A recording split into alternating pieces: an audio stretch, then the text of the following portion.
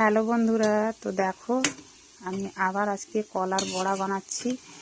এই যে দেখো কি সুন্দর ফুলে উঠেছে বড়াগুলা। এই যে দেখো এখন এতটা আছে বানাতে, আর এই যে দেখো কিছুটা বানানো হয়েছে। তো অনেক কটাই বানানো হয়েছিল। তো পাশের বাড়ির একটা ভাইপো এসছিল, তো ও কিছুটা খেয়ে গেল আর কিছুটা বাড়ি নিয়ে গেল। তো তোমরাও যদি কেউ খেতে চাও গরম গরম কলার বড়া, তো চলে এসো আমাদের বাড়ি। তো আজকে বিশেষ করে বানাচ্ছি কারণ আমার তিন পাহাড়ে যে পার্লার বালি দিদি আছে, ওনার শাশুড়ি মা খেতে চেয়েছে।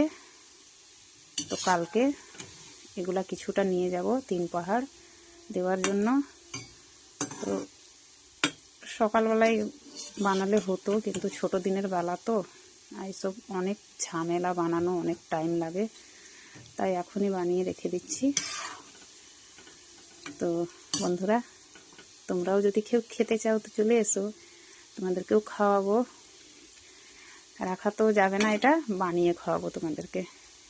তো ঠিক আছে বন্ধুরা, আমার আজকের এই ভিডিওটা তোমাদেরকে কেমন লাগলো জানাতে ভুলবে না।